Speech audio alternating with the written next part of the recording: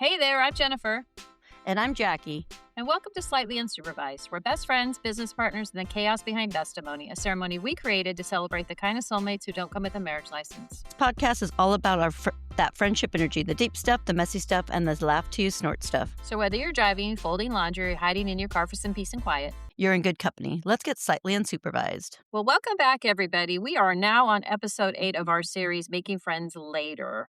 This episode is matching effort when you're doing too much and how to stop.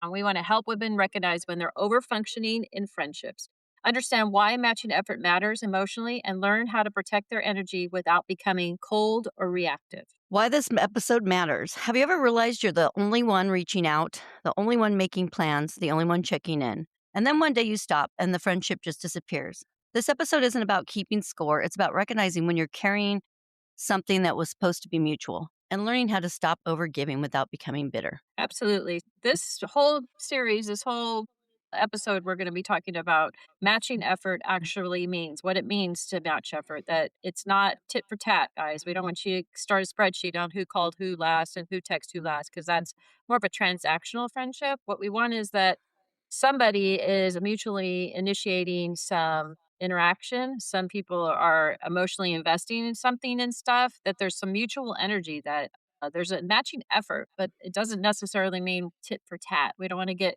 too bogged down on that, because sometimes people are like, well, I text you last and you better text me back. Once in a while people forget. I do it all the time. Jack, you do it too. I'm sure it's like you text me or something. I'm in middle of something. Maybe I'm at work or something. I see your text and I read it and I don't have time to respond. And then I go on with my day. And then I've totally forgotten you've texted me. And it happens all the time. All the time. Yeah. Or what happened with Jen?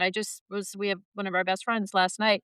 She's like, I totally thought I sent this message and I just realized it never went through, or it never came through, or she forgot to send it or something. And it's like, it happens all the time, y'all, that these things happen. So we're not asking you to be so stringent on this, that the matching effort is, if I text you, better text me back. If you don't text me back, I'm never texting you again. It's not about that. It's kind of like, let me text you. If you don't respond, there's always a little nudge. Be like, hey, I don't know if you saw my last message. Did you want to have lunch? Or whatever you text to that person. Sometimes a little nudge is nice. Or, just starting with a new conversation that it, kind of bypasses that, so that you can go on to see if there's really any information. Maybe they don't respond. Sometimes people don't respond because they don't want to go do the thing you want to do, or they're not interested in it. And so they don't respond to it. Or like what happened this weekend, the girls brought it up in our group text about when I asked everybody for Thanksgiving or for Valentine's for the plans I was making. Yeah. And our one girlfriend's saying, I was sitting there screaming at the phone, it's only November. That's why we haven't answered you. I know, right? And it was for Valentine's plans, but I sent it in November because I wanted to plan it out and who was going to be here. And, Right. In case someone couldn't come, I wanted to get other people involved because we had only so many people we could have, and to make it nice and, smaller, not too big. Because then you don't get to spend the time with the people. But they kept hearing me kept asking over and over until I finally got an answer. Right. Because you're persistent that way. But they're like, we're not thinking about November. We're not thinking about things, or Valentine's Day till February. And it's true. I mean, there's a lot of holidays, kind of like by the time January comes, which by the way is the longest month of the year. I swear that's the longest January of my life. And then February starts, it gets a little better because it's shorter. But I wouldn't think about Valentine's Day until February. And I'm already starting my plans for July 4th. So right, exactly. Next time we talk to Jackie, she will have her Thanksgiving plans in order. So you got to meet people where they're at, right? So Jackie's a planner, and and she does take care of all the problems. I mean, not all the problems, she takes care of all the planning. So for her, she needs to know that it's the same thing, that, just because you don't get an answer, just because they don't text you back, sometimes they don't want to do it, move on to the next thing. Maybe you say, hey, do you want to go have a cup of coffee? Maybe they never answer you. They didn't get it. They don't have time, whatever. The next time you text them, maybe you come up with something different. Maybe it was the coffee they didn't want to do. Maybe you'd be like, hey, do you want to go grab a drink or something? So give some time for people to respond. Don't be so stringent on the fact that they didn't respond. But you don't want to be the only one making some kind of effort. And we're going to talk about how you know you're over functioning in a relationship so that we can give you some basis to say to yourself, am I doing that? Is that something that I'm doing? So here are the signs that you're doing too much. You want to talk about Jack? Sure, you always text first. You are the planner. You That check sounded in like you. emotionally. Yeah, I'm saying that sounds like me. You check in emotionally, but they don't. You justify their silence. You feel drained instead of connected. You feel resentful, but say nothing. Yeah. So that's always a good sign is just to be aware.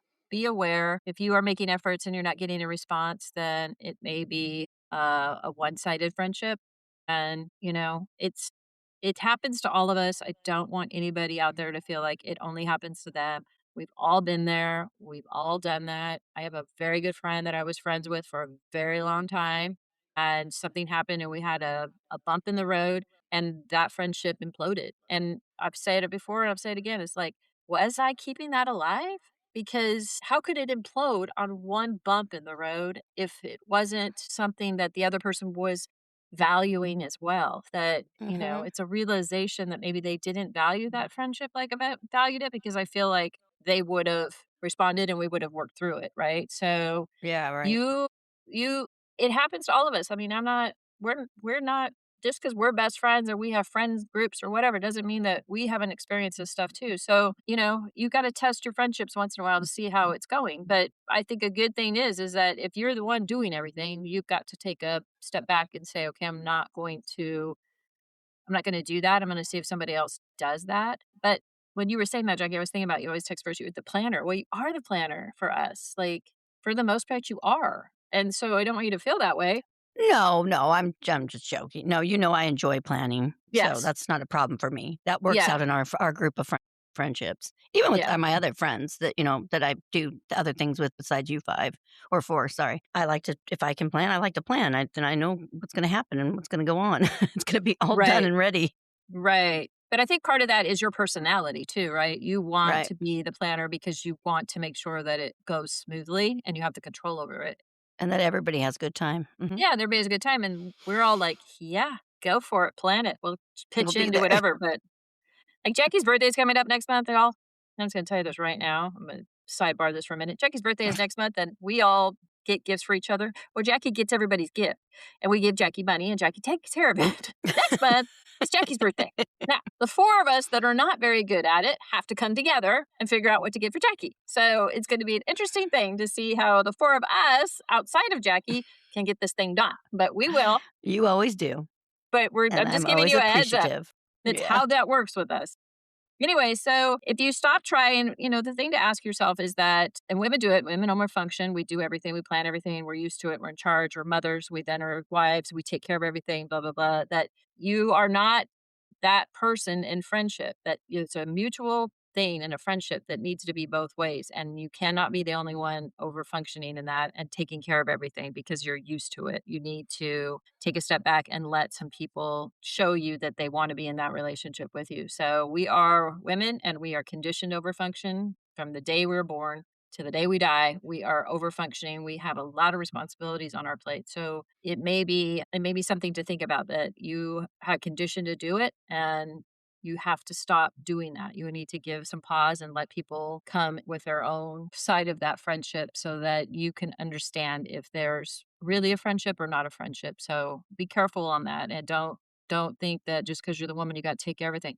Your friendship may be with another woman and maybe with a guy too. I mean, everybody has best friends that are different, but there is there's cause to think about it, and the more you think about it, the more you can handle it, and if you don't think about it and you just get yourself in this situation where you've done everything and now you're angry, there's not a lot of room for fixing because now you've got yourself bitter that you did everything, so start I don't get slow. bitter. Don't worry about me.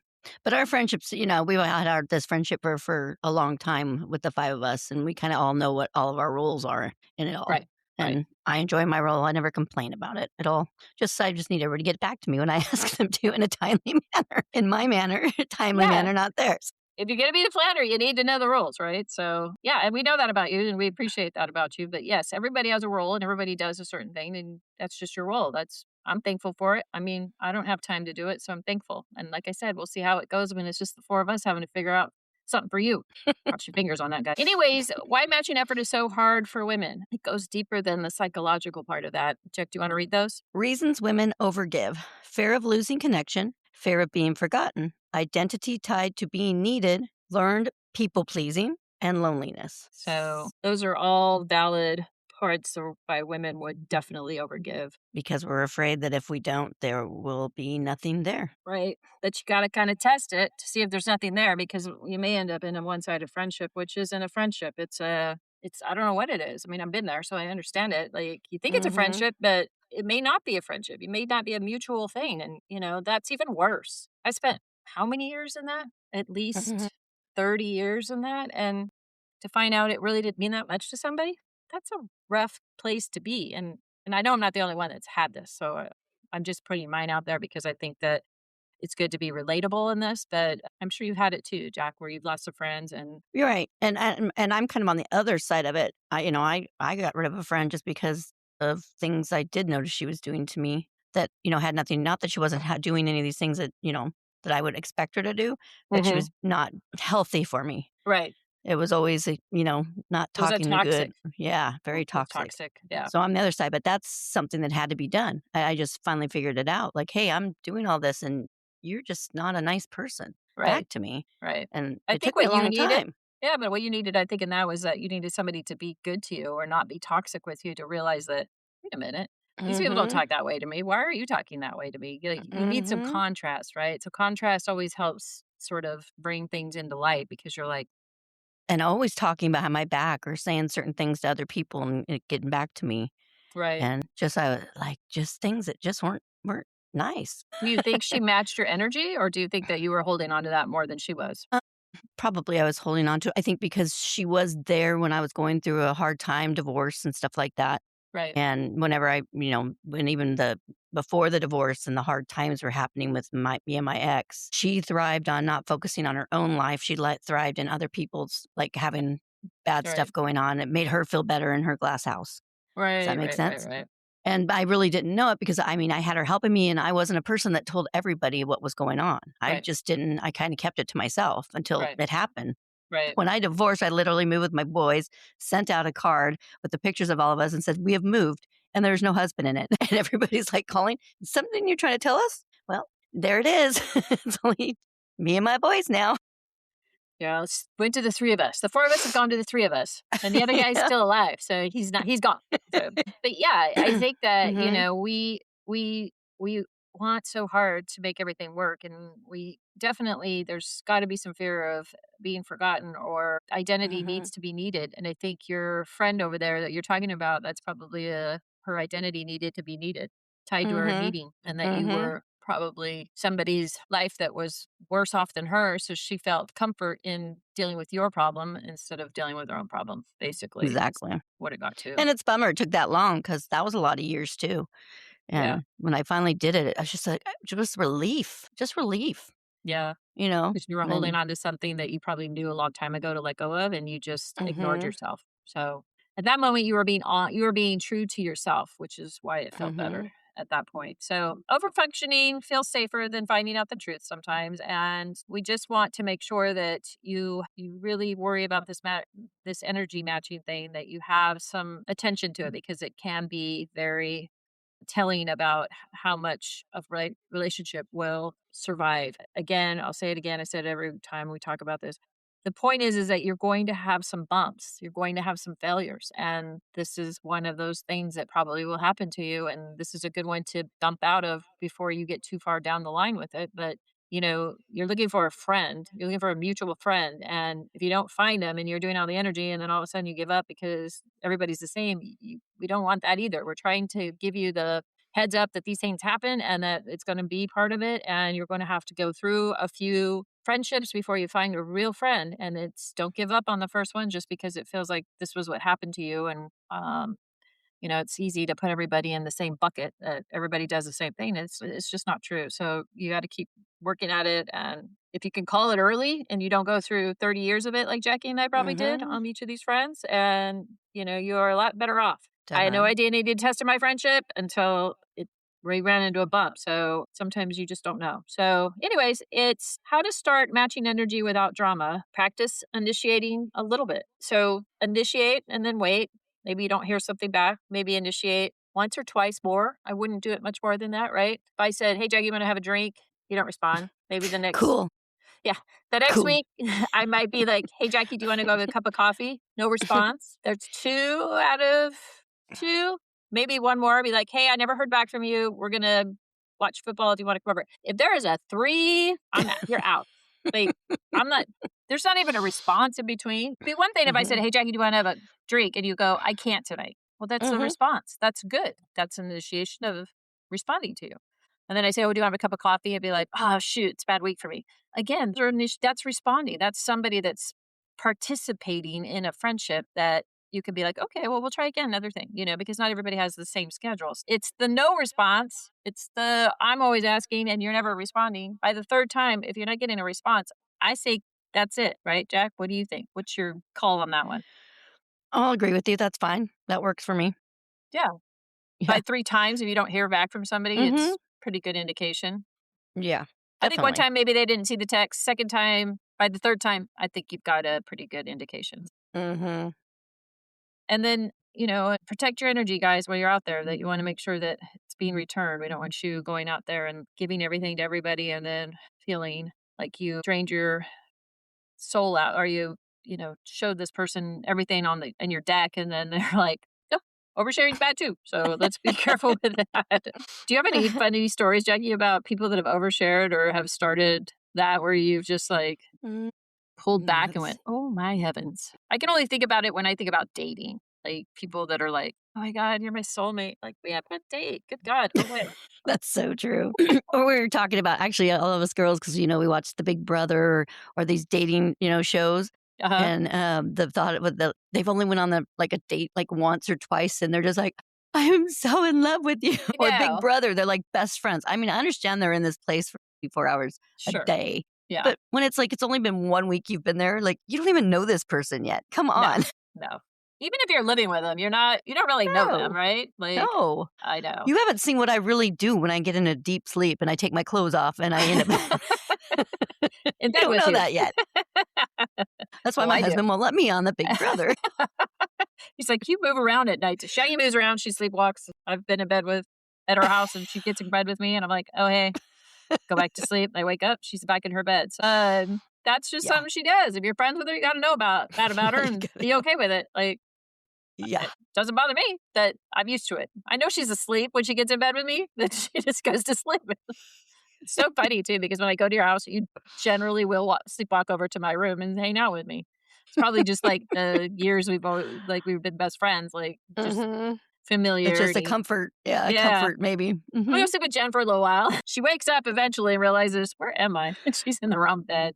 Yeah. So, keeping yourself first looks like not chasing clarity, not over explaining your distance, not shrinking your needs, not rescuing the dynamic, and not begging for consistency. You're responsible.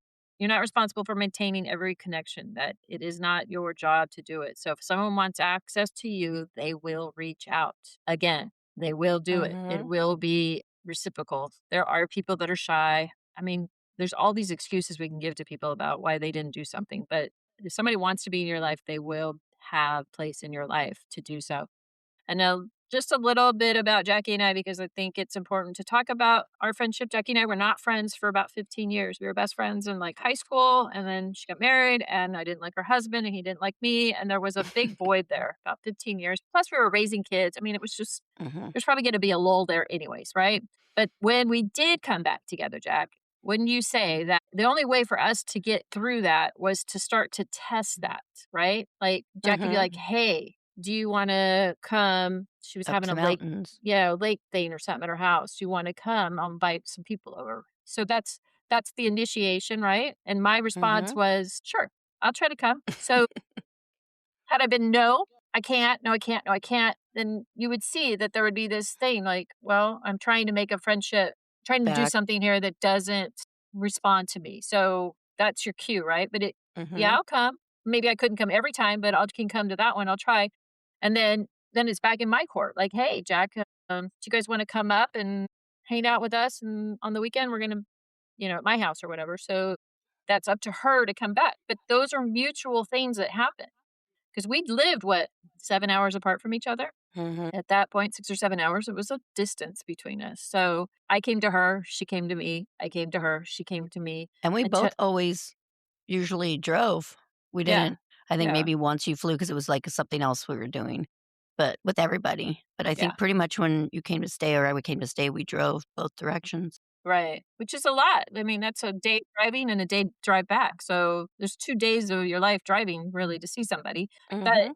it that's how we worked through it. It was a back and forth, back and forth, back and forth, the more times. But sometimes we meet in other places, like we flew to Vegas when you were, Mhm. so there was that. I mean, but it required some mutual consideration for each other and to say, okay, you're valuing my friendship now. I'll come see you. You thank you for the invite. We'll see how it goes. And then how about you come see me now? I've come to see you. Does that matter to you? And then it does. And then it goes back and forth, back and forth. We're not in that anymore. Now we can move past that. But it took some time for us to get to that point, and it had to be mutual. She had to come and I had to go. And we had to make that work. But the point of this is that these are friends that were friends for a long time that weren't friends, and we still had to go through this to get to the point where we got into a position that we could trust each other again in each other's space, Mhm. and that the friendship was actually something that meant something to both of us and not just one of us. Don't you think, Jack? No, definitely, definitely.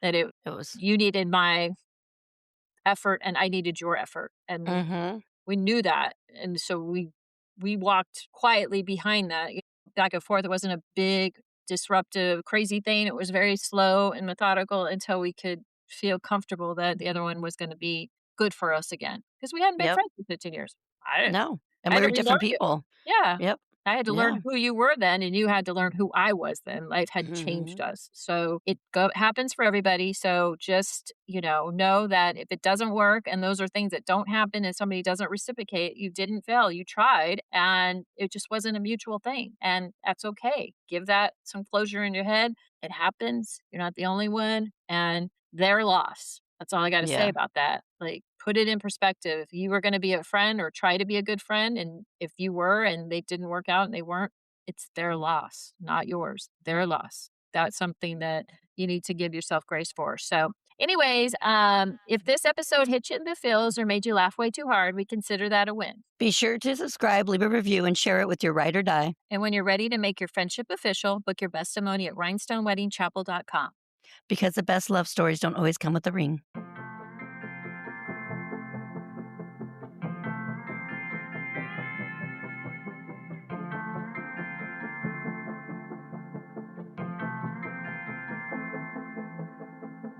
We stick together, ride or die to the moon, and no amount of space could ever come between us two. The reuniting's like we never been apart, and every single time we're eye to eye and heart to heart.